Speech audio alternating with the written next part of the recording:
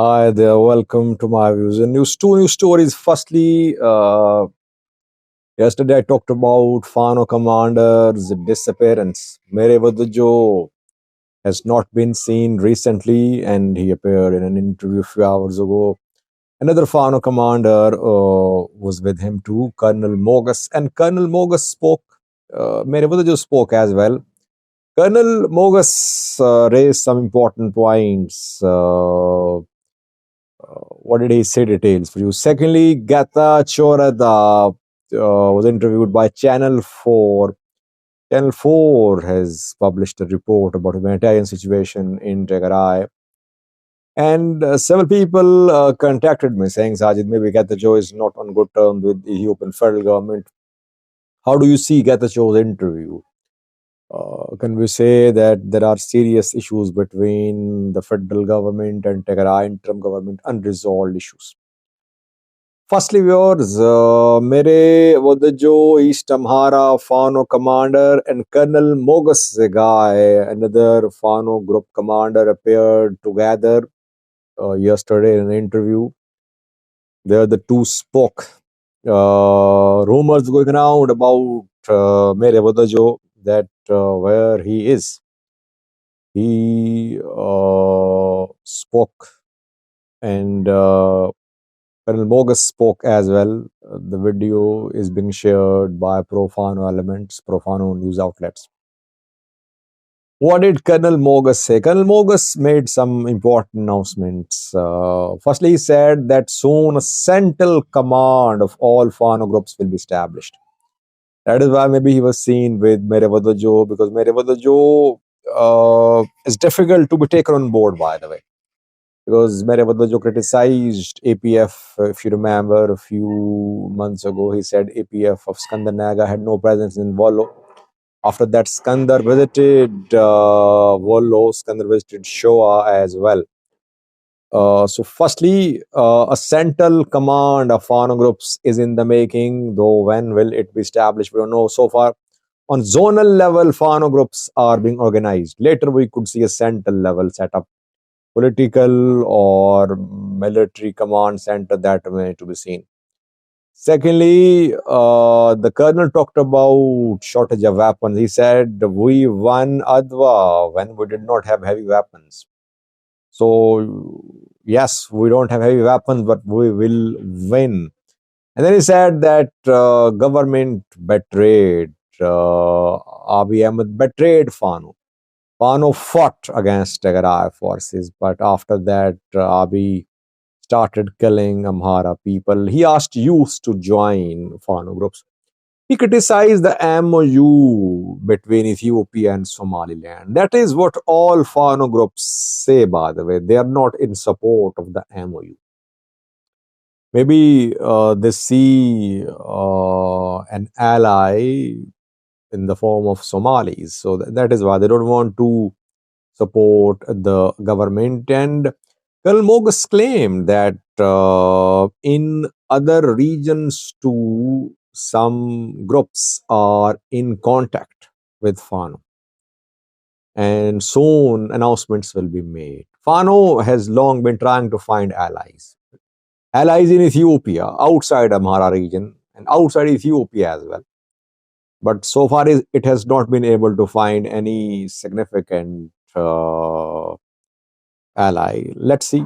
Colonel Mogus claimed that talks are underway. And he claimed that the special Fano commando units are being trained, and soon these commando units will be deployed. He talked about people support. He claimed that in Vargasa and Girana, people fought alongside Fano groups, and he reiterated Fano's position. Fano's position is that it wants to reach Addis Ababa, and he again said that Fano groups will control Addis Ababa. Soon, Fano groups will control Dassi and Kambolcha as well.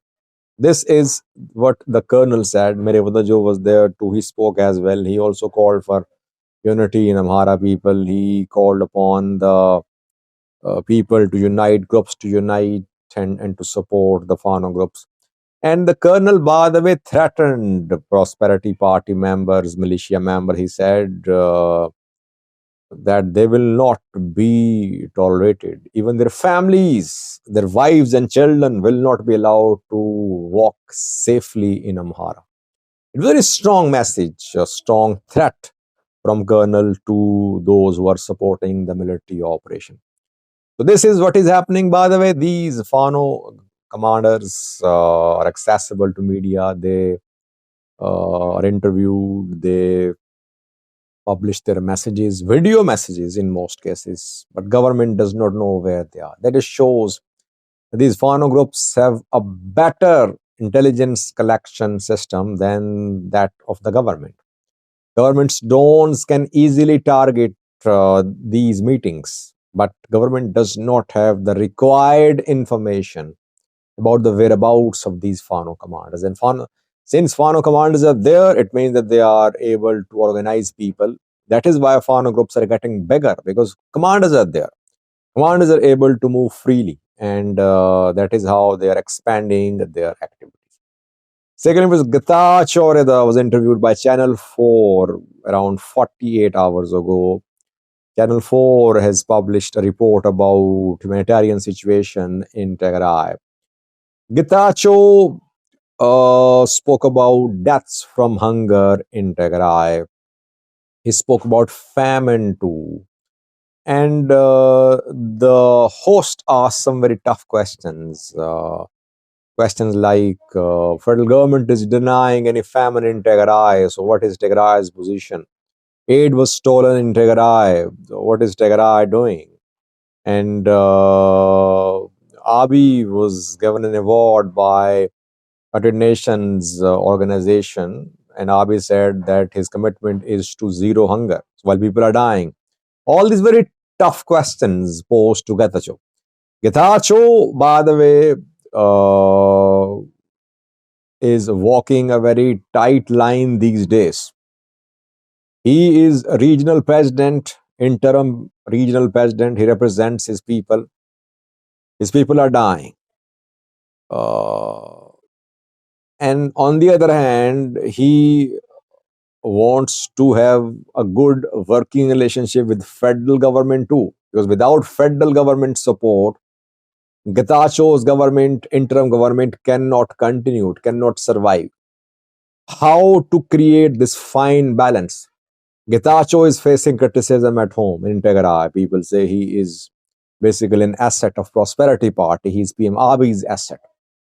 Why do people say that? Because he tries to keep this balance between his relationship with Abiy and his support and his representation of his people.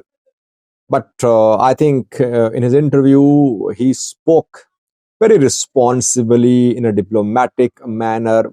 He highlighted the plight of Tigrayans. He said that his people are dying, and whether federal government uses the word famine or not, people are dying. At the same time, he confirmed his continued contacts with Ethiopian PM. He said that he is in touch with the Prime Minister of Ethiopia, and the PM Abiy is part of the solution, not part of the problem. So very diplomatically, in a very impressive manner, he handled very difficult questions. Getachew is one of the very few Ethiopian leaders who can handle international media. He can handle some very tough questions. And he has been facing such questions, giving interviews for years. So he is a seasoned player, you can say. Overall, there was nothing in the interview which could be described as a sign of serious tension between Getachew and Abiy. Yes, there are issues between Tigray interim government and Ethiopian federal government. Tigray interim government believes that federal government is not doing enough. That is what TPLF said. Federal government believes that it is doing more than enough. It has already given 37 billion Ethiopian birrs to Tigray. But there are other issues too in Ethiopia. People are dying of hunger in Amhara too. Military operation in Amhara. Fight against Ola too in Oromia. Then the port issue too. So government believes it cannot divert all the funds to Tigray. That is why we're seeing this criticism from Tigray against the federal government. Overall, we cannot say that Getachew and Abiy are not on good terms. They seem to be having a good working relationship. TPLF has other issues too. TPLF still is not eligible to contest election in Tigray. TPLF is facing internal rifts as well. And TPLF wants Getachew to put pressure upon the federal government so that federal government could reinstate TPLF as a political party. That is why TPLF is more critical of the Prime Minister of Ethiopia. Getachew and Prime Minister of Ethiopia seem to be on good working relationship. They're on good terms, it seems. Thank you for watching.